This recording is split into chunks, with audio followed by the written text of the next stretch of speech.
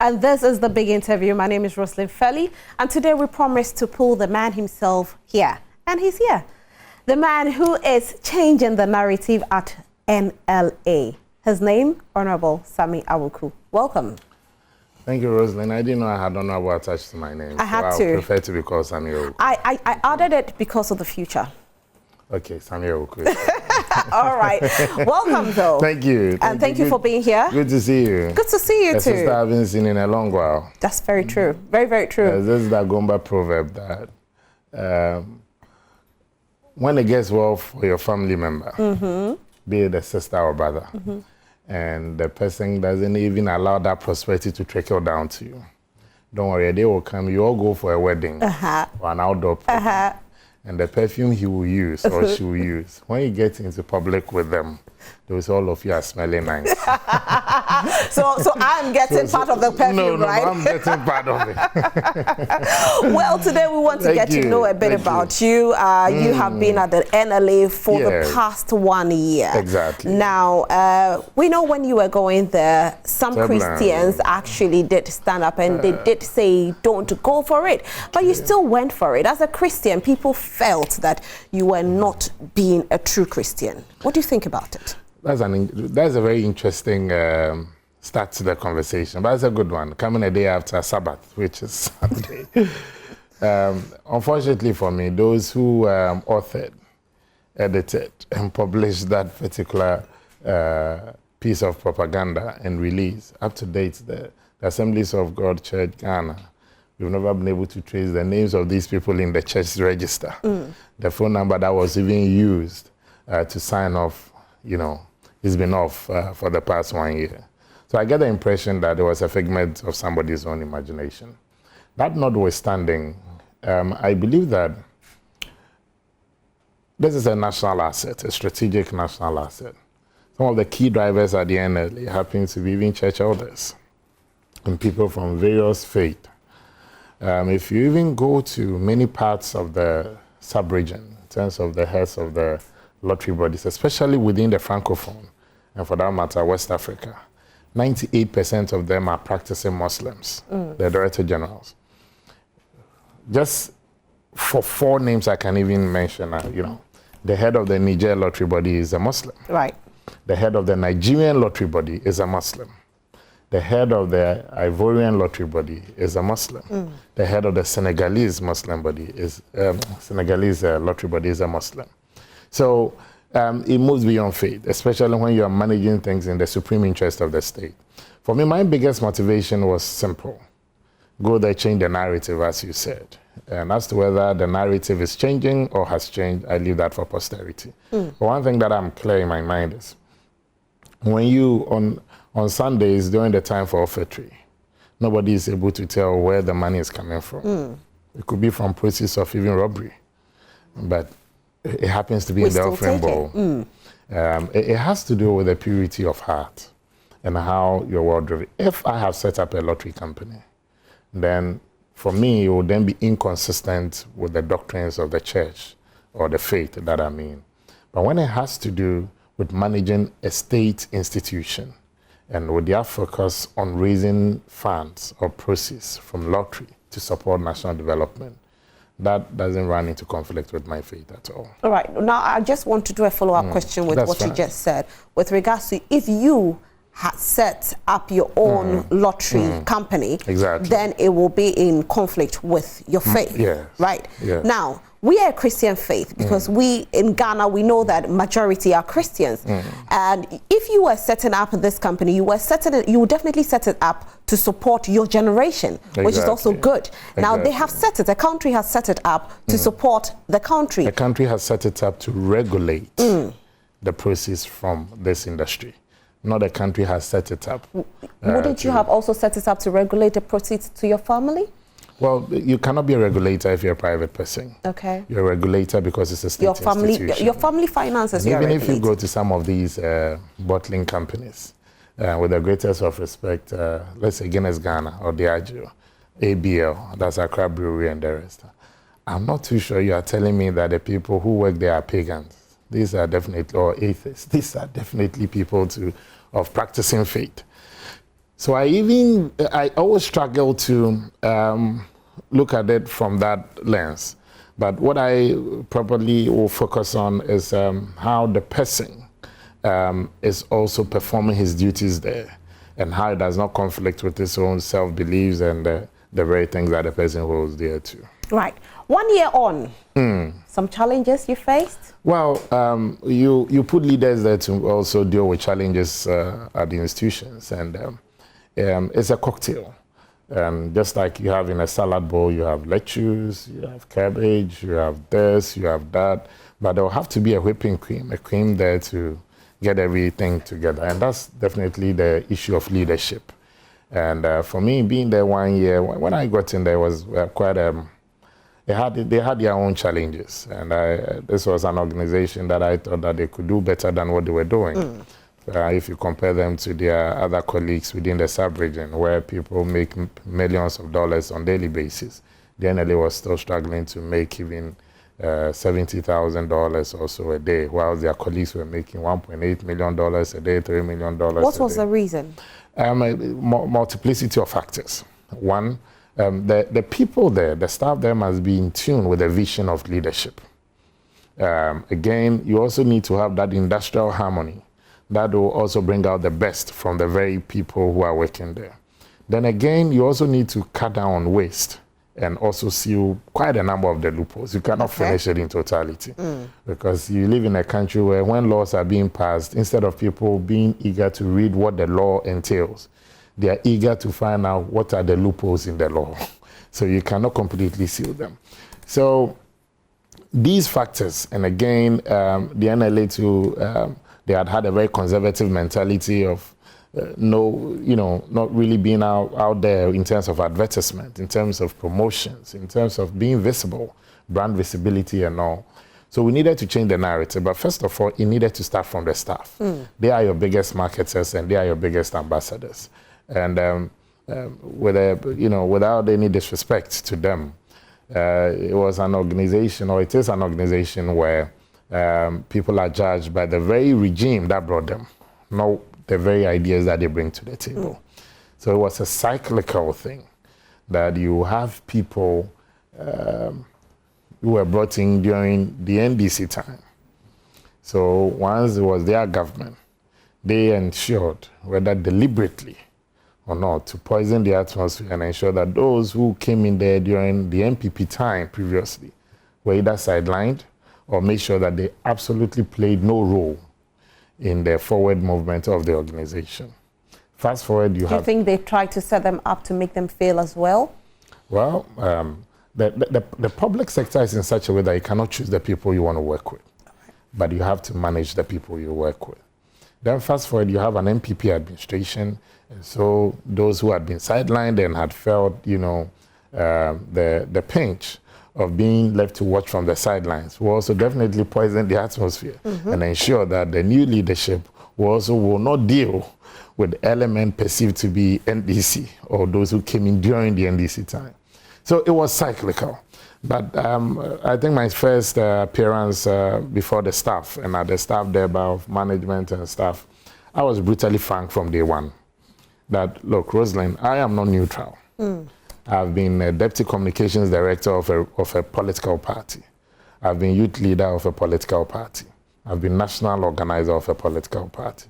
And so I won't come there pretending that I'm neutral. No. Okay, you're Ghanaian. I'm Ghanaian, but I'm heavily biased. However, I told them from day one, I'm here to raise revenue. And that was the mandate the president gave me. So 8 a.m. to 5 p.m., we are there to talk money, raise revenue, and ensure that the NLA is able to contribute this quota to the nation's development. If after 5 p.m., you feel so much burdened and obliged to carry the biggest umbrella to former President Mahama's house or to the NDC head office, I'm good to go. If after 5 p.m., you want to come talk to me about how we can make the NPP better and win more elections, it's after 5 p.m. You don't have anything to do for the state. So what happened to the NDC workers? So that's what I'm saying. That so starting from that onset, the first thing that I needed to also do was to then address the very challenges that the staff do face. And when you are honest, you see, it pays to be honest, so that nobody views you from the lenses that the guy is doing some shady thing there. But I love them all, and I was clear to them. And I've gotten the biggest support from even people perceived to be NDC there. Right. And it's because everybody feels involved. Everybody must get to work. And when somebody commits an offense, you judge the person based on the conduct, not on the perceived colors. And for those who are even pro-NPP there, it places enormous burden on them. Because you have a DG who is pro your party. It's important that he succeeds, and it's important that you allow him the peace of mind to be able to steer the organization. So with that, improving the staff working conditions, they had been fighting for some fairness in the area of promotions and in the area of ensuring that we reward hard work. So I implemented the Public Services Commission review report that set the tone and the foundation for every staff to be able to rise automatically once you are performing. In doing that, that new scale automatically had a jump for everybody from one grade to the other. So everybody then had a new beginning, a new starting point at my, with the onset of my administration in October last year. The same month, we paid their outstanding bonus, which was outstanding, and that's for 2020. We paid it in October for them. And then the new grade was used to calculate their 13th month salary for them in November. Right. And then we earmarked the month of October to be customer service month, which everybody was involved. You dress in tropical, you dress in traditional, you go in this. They themselves will tell you that for the first time, they always look forward to going to work the following day. The next thing was to achieve discipline. It's important that if you are not disciplined, you cannot achieve your target. So if we are all supposed to get to work at 8, we all must get to work at 8. No excuses, no ifs, no buts. And it was difficult for them in the beginning because they had a very relaxed atmosphere in the past. But if the DJs get into work at 7, I get to work latest 7:20. So you cannot have a reason to get there at 9 or 10. And especially when we are all making efforts to bring back life in that organization. And so it picked up, and I'm happy to say that now and today, if you come to the NLA at 7:45, about 92% of the staff will be at work. Have you been able to convert the NDC people to become NPP people now? Well, I told them as staff there, but my job there is not to do politics. But I told them that if I perform well, the president brought me there with a clear mandate to help turn the fortunes of the organization around, to increase revenue, and to make sure that this state agency is able to contribute positively towards the nation's development. And I told them at the staff there that my performance will be something that people will judge even the government on at the NLA. So if I'm able to do well, I'm sure there'll be some people who go like, oh, this DJ and his people, they've done well, so it's better to vote for them. Okay. But that is for 2024 to do that. But if I want to do politics, I'll do it after 5 p.m. Okay, but you still do the politics full time? Of course, because I was national organizer 1 year leading to my exit from August 2021 to end of to July 2022. Why did you decide to exit? I was still national organizer. I thought that the burning passion, the fire, had diminished, and it's important that you don't just occupy chairs or occupy positions for occupying sake. Which burning passion? Do you want to do party politics anymore? Well, I had served as Deputy Comms Director under my favorite boss. My all-time favorite boss has been Anakomia. Okay. He trained me to be a good communicator. And I owe a lot to him when it comes to delivery, communication, research, and all that. And then from there, I became the party's youth leader in 2014, mobilizing enough youth vote in a dramatic fashion for the NPP to win 2016. And then I had a conversation with Mr. President that I would like to also go on again to be national organizer. Once I had concluded my mission of ensuring that at least the NPP retained power in 2020. It was only fair that you also give way for people with fresh ideas and people also having the fire in the belly and the passion to also move it to the next height. You could have stayed to help them win 2024. You could have gone for... I like your word code. Yes. Now the elections are over. Yeah, so I don't have an opportunity to... over, but people are still wondering why Sammi didn't contest. You could have gone for the General Secretary and you would have been fantastic. I think they have a very solid team now. I've worked with Justin from Ponkodia when I was youth leader at the National. And he was my regional youth organizer for Ashanti. When we won political power in 2016, we recommended him to the president to make him YEA chief executive. And the president honestly also rewarded the hard work of the youth leadership at that time. And bringing Bashiru, who was the regional youth leader for Upper East, to be Justin's deputy. And then Lydia Etiemo was our youth coordinator in Canada, and also coming in as the deputy chief executive for finance and admin. And they've had a very solid team. And fast forward, I have no doubt in my mind that the MPP's current crop of leaders, looking at the way they've started, with discipline, with courage and determination. This is a party of courage. If you are not courageous, you cannot be part of a stock and its leadership, because you go through a very grueling period. It's a male.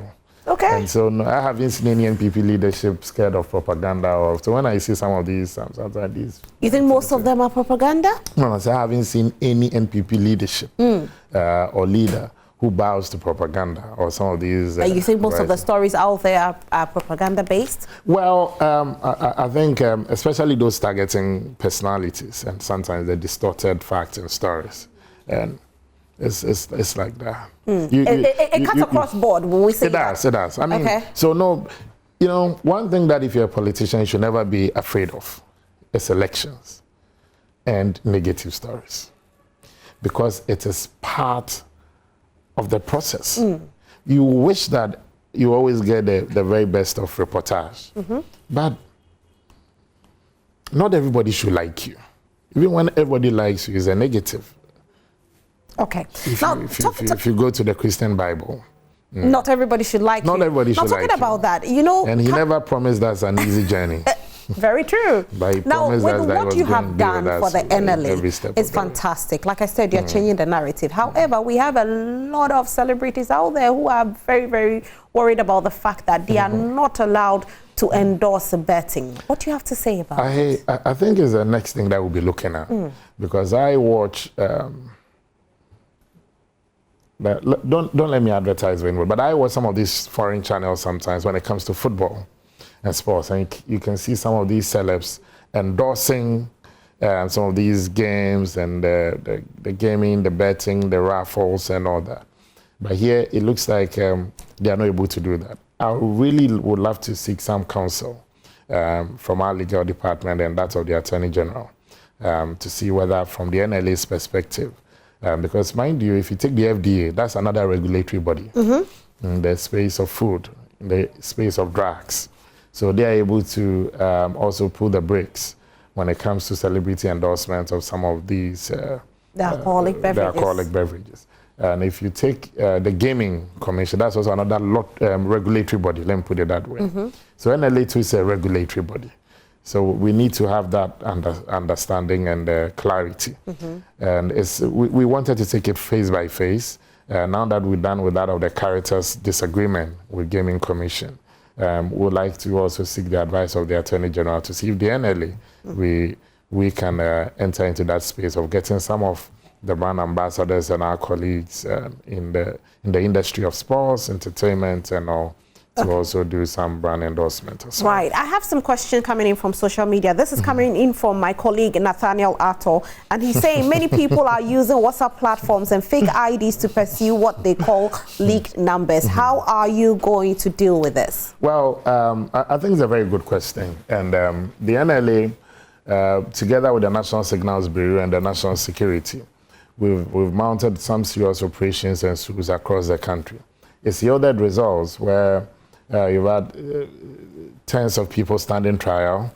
Again, we're also working hand in hand with the National Communication Authority and the Cyber authority as well to clamp down on the activities of these miscreants. The sad aspect is many people keep getting defrauded. And, these scammers, they know no boundaries. The biggest tragedy is even me, the Director-General, they're able to use my picture and add me to a WhatsApp platform and tell me they'll give me leak numbers. Oh, wow. That's what I'm saying. So it's a war that we need to win. But my biggest comfort comes from the fact that government itself is embarking on this SIM card registration. I have reiterated and stated on numerous occasions that one of the biggest institutions that will benefit from this SIM card registration will be the National Lottery Authority. Because once every SIM card is registered, clearly, anybody who forms a WhatsApp platform should have an origin. We should know who and who registered it. So I am told that it will end in September. Yes. I am praying that from October, we should be able to have a different conversation. I'm just praying that the deadline will be finally set and then we can have it. Because, look, Nathaniel is right. Almost every day. So we keep embarking on soups, we keep arresting. But the capacity of the human being to commit evil is unimaginable. And that has been what has been the trend these past years. And not just Nathaniel, I have been a victim as well. I have been a victim as well. Yeah. And I'm just wondering how it's going to be kept. But I'm excited about it will be, because if every SIM card must have a registered owner. Even when you switch it off, we should know where. And again, when the deadline elapses, they're definitely going to remove all those SIM cards that are not registered. And so if Rosalind is adding me to a WhatsApp platform, Rosalind should be prepared to give me those league numbers if you claim you have them. And again, let me use this opportunity to also clear the air. The NLA, we do not have a strong room where numbers are churned out or generated. And that is why lately we've been embarking on outdraws. This Saturday, NLA will be live in Cape Coast during the Fetua Fashe Festival, where for the first time in its 60 years existence, we'll be taking the draw machines to the central regional capital, Cape Coast, for players, for admirers and fans of the authority, and revelers as well, to have the opportunity to also witness our live draw. And I think as we embark on these stuff, we also demystify this essence of a strong room. We did that in Kweru as well, and we're looking at doing that across the country, bits and pieces. It's not easy to carry this godmother machine of the money-making machine across the country. It has its own security implications. So anytime we move it, it comes with... How much does it cost to move it? Quite a huge amount. For us to have a successful operation... Are you not running at a loss when you do that? Unfortunately, no.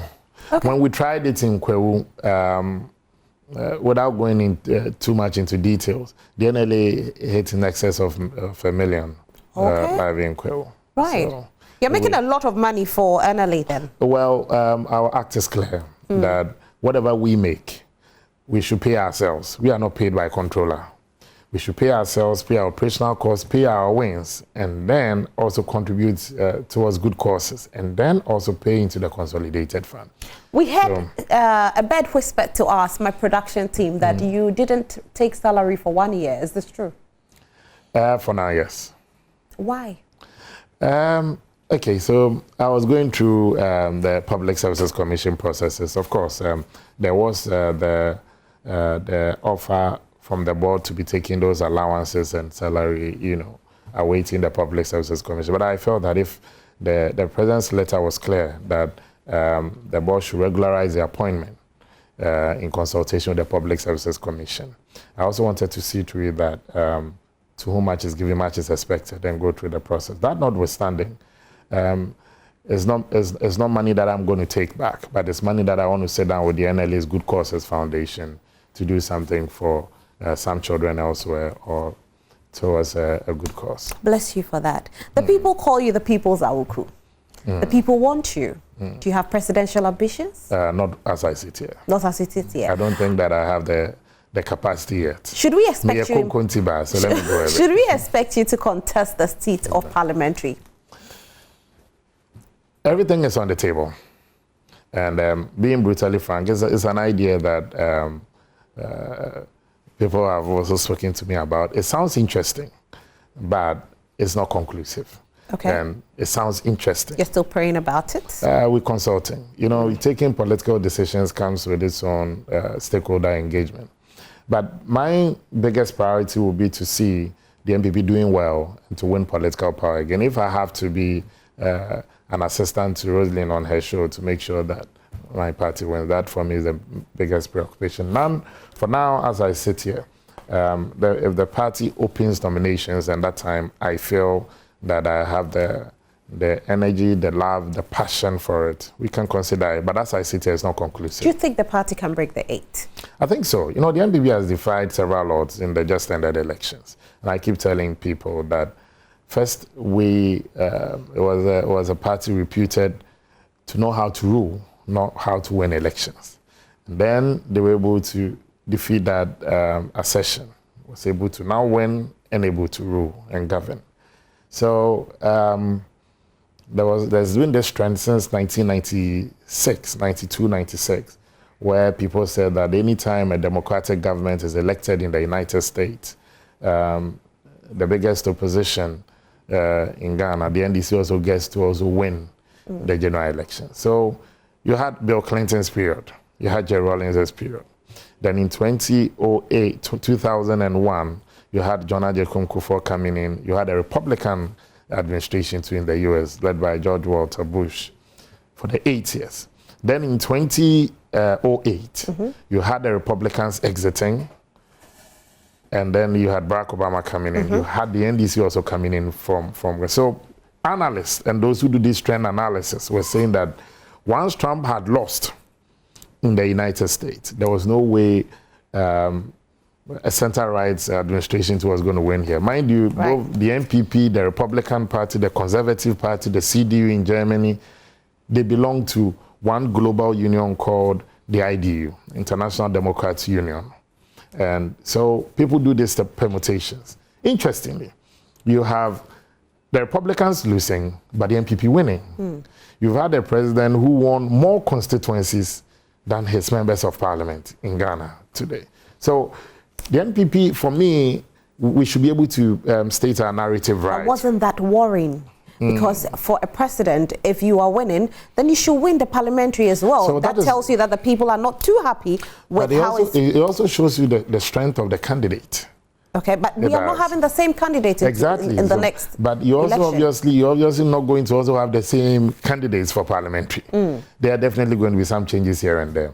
What I think the NPP should do and do well, which as a former national organizer, my input from outside, which I'm also going to assist in, is stating your narrative. Across the country, you see several developmental projects. And we've overwhelmed the Ghanaian people with many of these projects ongoing. And people think that it's happening by providence or some divine intervention. It's somebody committing to fix these roads, somebody committing to fix this healthcare infrastructure, somebody committing to fix this educational facility. And if you, fortunately for us, let me state, in the midst of these crises, global crisis, financial challenges, we still have our lights on. It is not on. It has started going off. Oh, but not compared to the height of it when the world was not in a recession in the 2015. Are we blaming what we are going through on the world's recession? Well, I'm not even just stating it. IMF stated it. Okay. IMF stated when they came in that Ghana's economic challenges is as a result of external pressures and shocks, and which has affected the Ghanaian economy. I tell you what, the foreign direct investment for the last, since 2017, had been around $5 billion annually. In 2020, at the height of COVID, it was around $4 billion, meaning that Ghana was still the most preferred destination for investors in the midst of the COVID. Then fast forward, if you look at the sectors growing in the Ghanaian economy now, three main subsectors are growing: crop production, manufacturing, and telecommunication. Crop production is as a direct intervention and result of government's intervention in renewed focus on agriculture. And if you have your crop sector growing, the good news for you is that food is now in abundance. What you need to fix is the road network that will convey this food to the urban centers. If you take the manufacturing sector, It's been growing on the average of 6% over the last 6 years. And again, that has been government's effort at industrialization. If you look at this 1D, 1F, people thought that was just a mere slogan. If today somebody can go to somewhere in the Western region to purchase tiles to fix a home, it reduces our exports of changing our money CD into dollars to import. Right.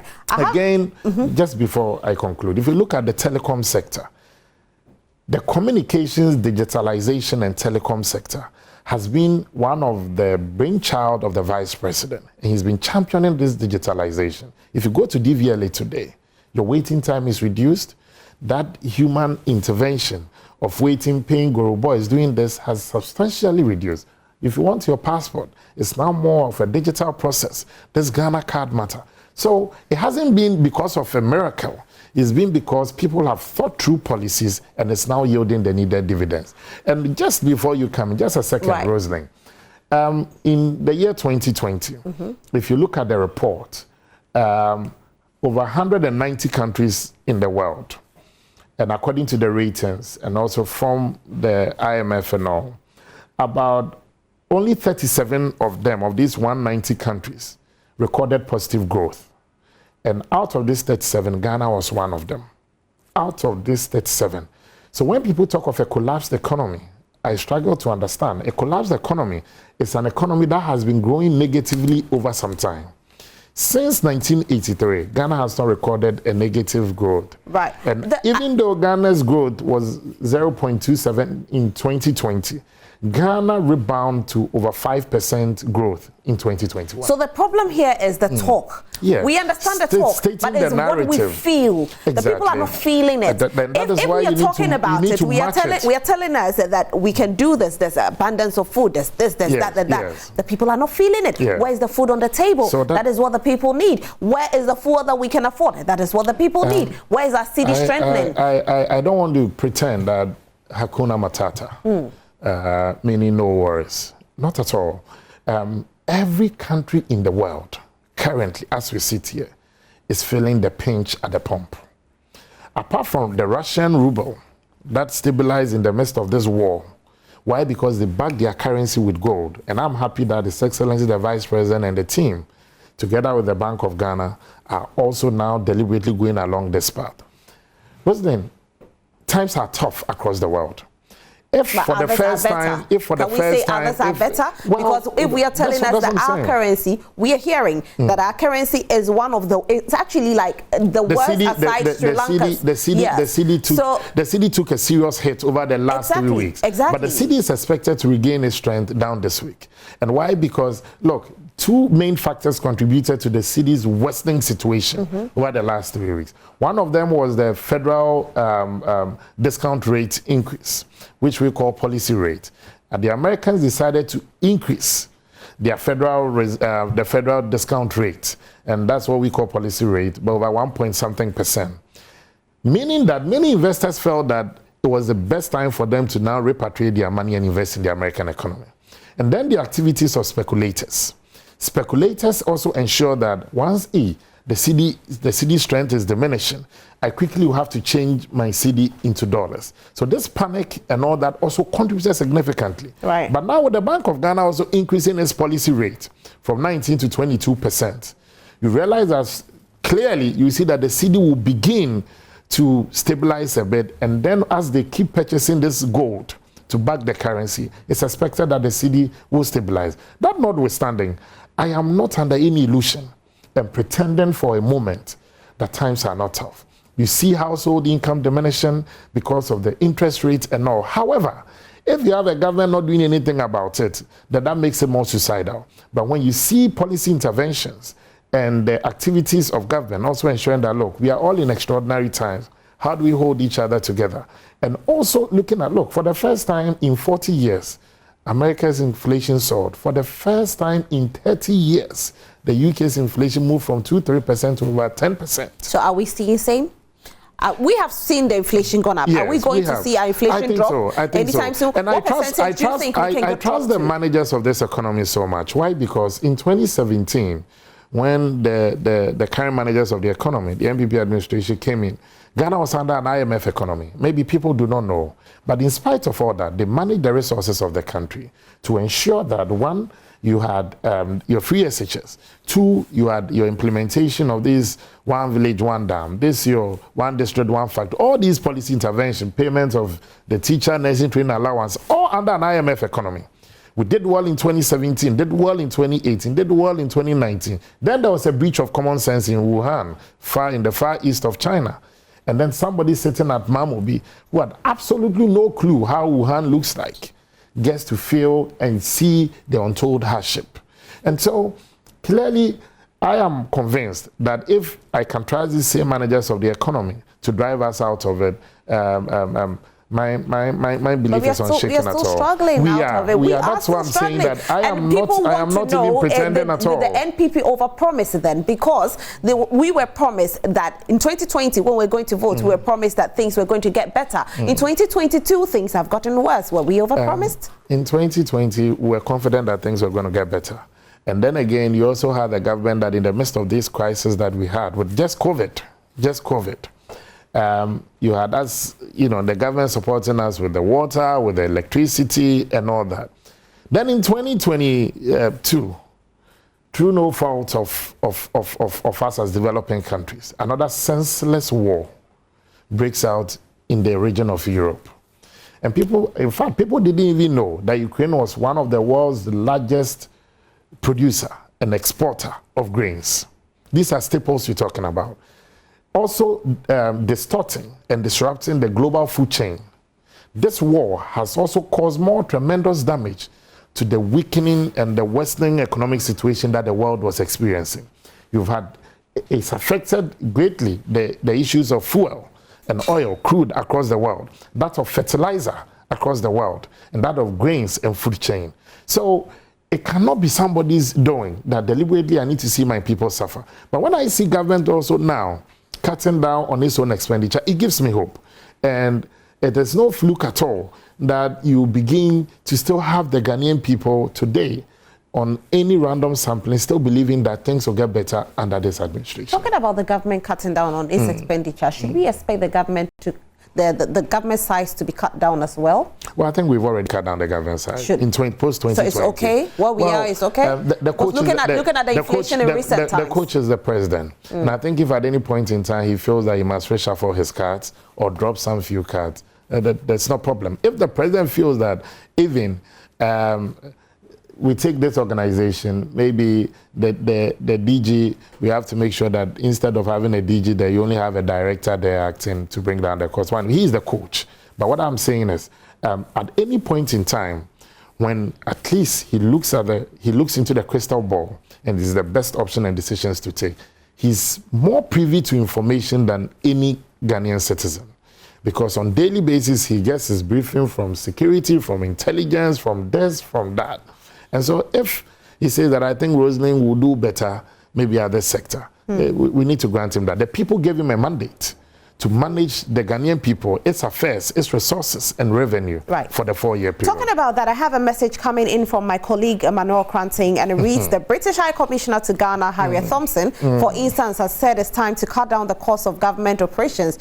Do you agree to that? And also, especially because of the latest revelation that the Office of the Chief of Staff spent 240 million cedis on goods and services alone in 2020. I think the Office of the Chief of Staff is also under the Office of Government Machinery. There are so many costs that is incurred under just the Office of the Government Machinery. And sometimes people think that the government machinery or the Office of the President is just Jubilee House alone. And it goes beyond that. It goes beyond that. You have several institutions operating under the Office of the Government Machinery. For instance, if you have GIPC, it's under the Office of the President. You have NEP, it's under the Office of the President. You have several of these machinery and supporting several agencies and institutions still coming under that. And then you that of the British High Commissioner. I think she's been very eloquent in interfering in the governance process of a country. And sometimes I beg to differ with the way she also expresses her opinion. That doesn't mean that we are gagging people. But I think that there's definitely a code as well for... You think they want to go back to the colonial master? For diplomats. And I think sometimes she must also be a bit cautious with the way she interferes in the governance process of a country. Else you might, people might feel that you are playing politics of it. I never heard her commenting about the party gay scandal and of a country. And whether that was also in the good interest of the British people. I never heard her talk about, the amount of money that people were paying. If you get to the United Kingdom and you wanted to also, and they had to test you for positive or negative of the COVID, you do day 2, you do day 5, you do day 8. That you have to pay. That you have to pay.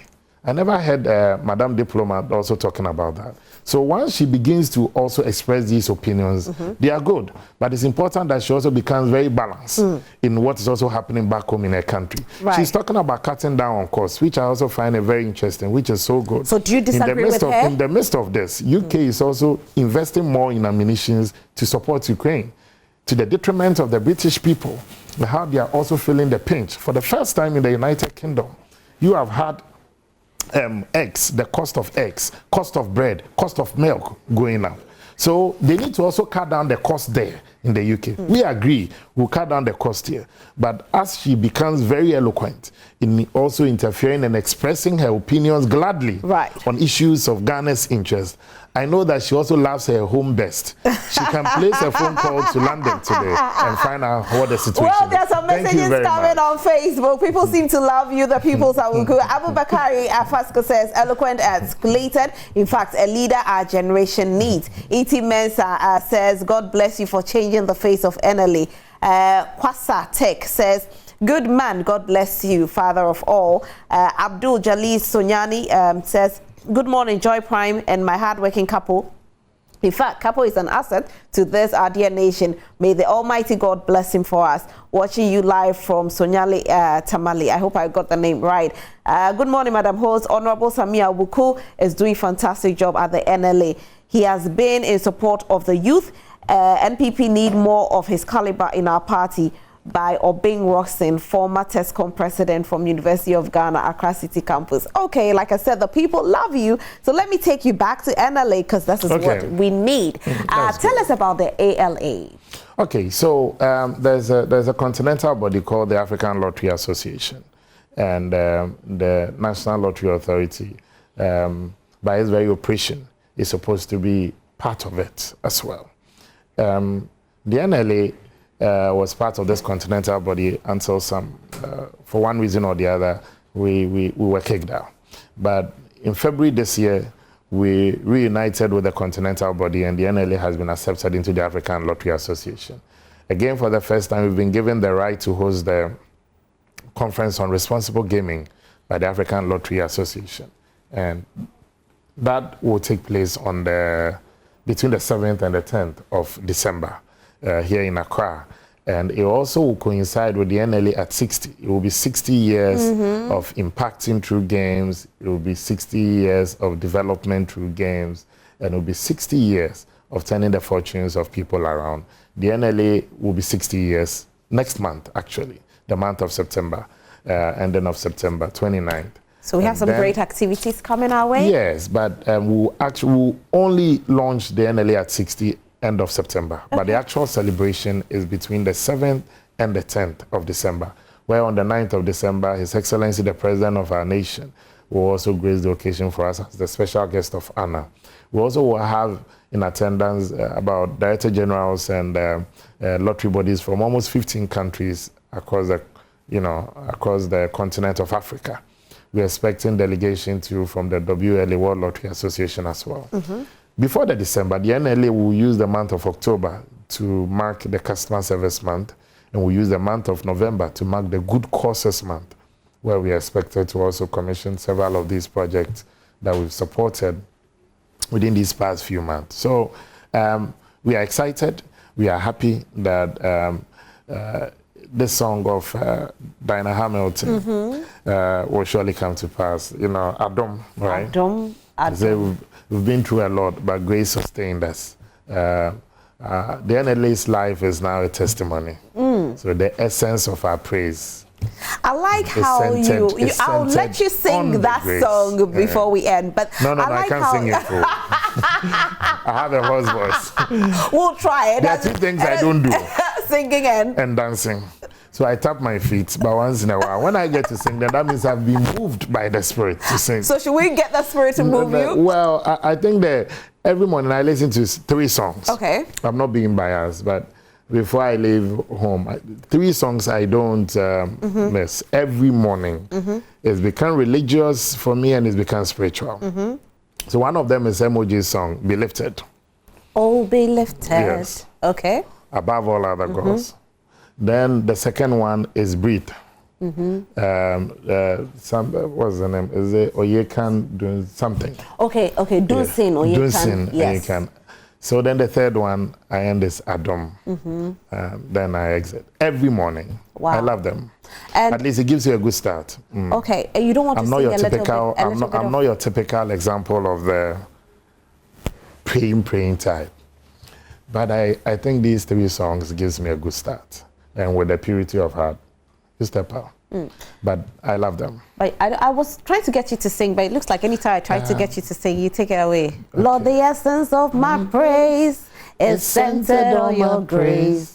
Adom, Adom, Wadom. I didn't even get the lyrics right. You had it right. Yeah, but you had it right. But I think it's one song that I don't joke with. And I was telling MOG sometime 2 weeks ago, I met him at my cousin's wedding. And I was telling him that I thanked him for giving me a song every morning. And at least with that one and Breathe, by the Nigerian guy, I mentioned. Dunsin. Yes. We need to get Dunsin into, NLA's 60th anniversary Dunsin, then that of your team is watching, so we are looking at having these 3 artists. Of course, we need. Can we pay them? They should going to pay. They should come for a good cause. Hey. So we are calling on Dinah Hamilton. We are calling on. They should make themselves available. Make yourselves available for the 60th. To be in green. I like that. But you have a foundation as well. Yes, we do. Tell us about this foundation. So the NLA Good Causes Foundation was launched by Madam Chief of Staff, Madam Akosia Fremauseopa, in October last year. And this was as a result of my interaction with the board to give us a green light to have that foundation established.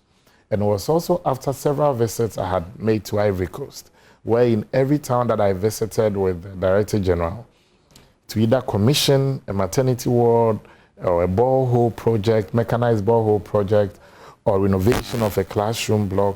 And I asked him why. He said, look, my brother, not many people get to win at the end of the day. In fact, the odds is 1 out of 44,000 people. When they don't win, the people should feel the development that even though I did not win, I have seen a mechanized borehole just at the backyard or to support a deprived community. And so I thought that was very inspirational. I came back and the NLA had what they call special project.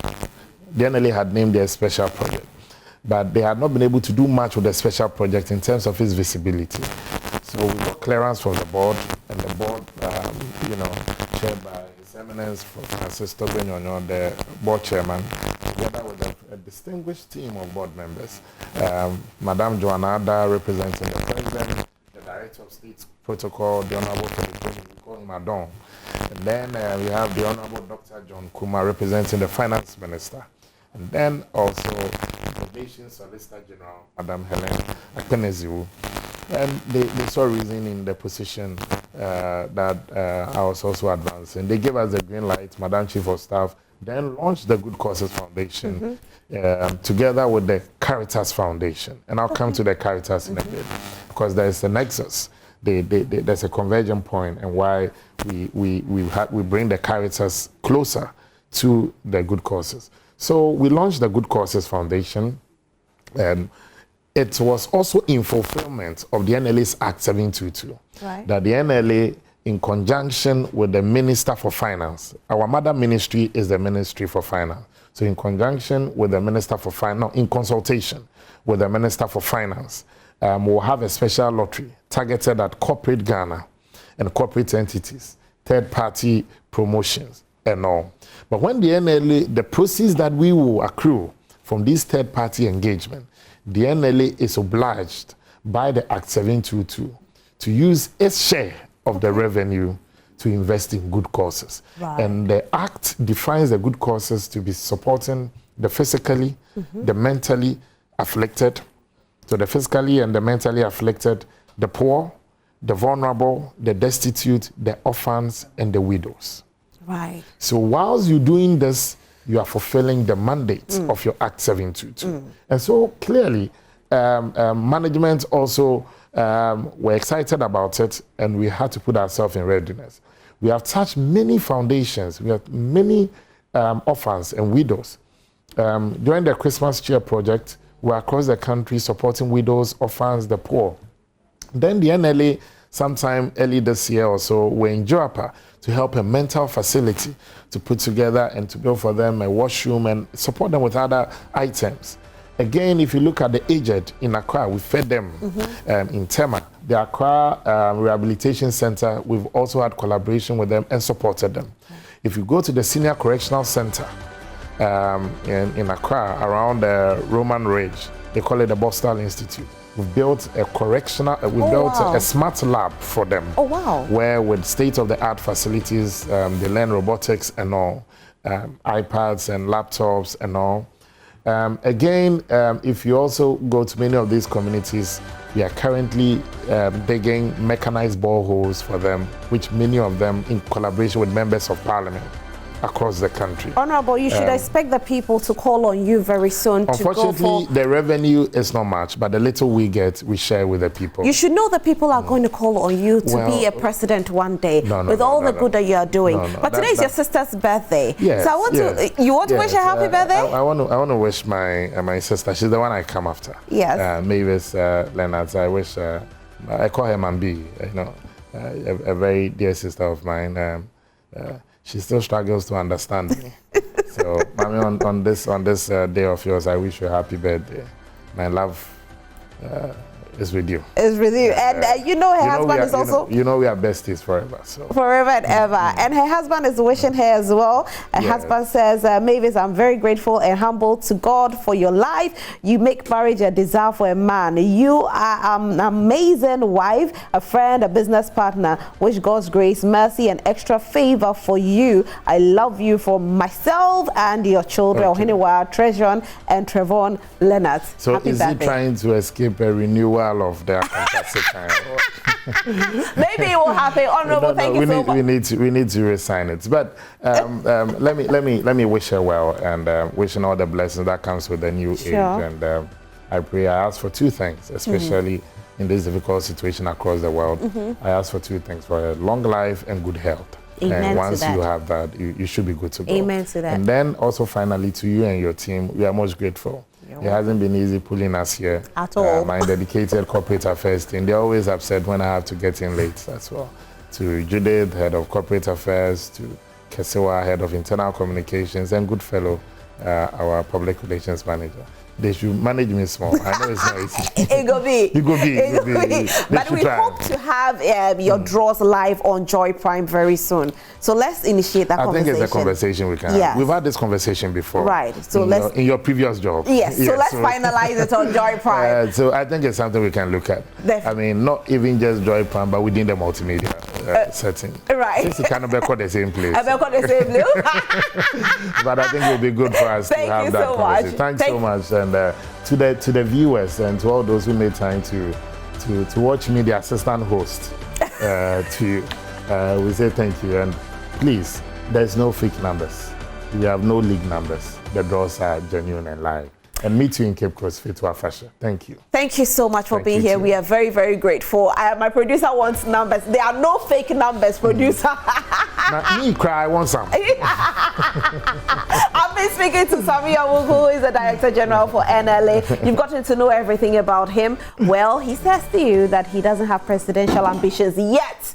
But you don't know what the future holds at all. By MP we can talk to. Okay. right, our fingers are crossed. Thank you so much for watching the Prime Morning this morning. We'll be back again tomorrow from 6 a.m. to 9 a.m. My name is Roslyn Feli, and I did this with Doreen Avio. And of course, a very big thank you to my production team. I love you. And a big thank you to Sammi and his entire team. We are truly, truly grateful. Thank you. Thank you.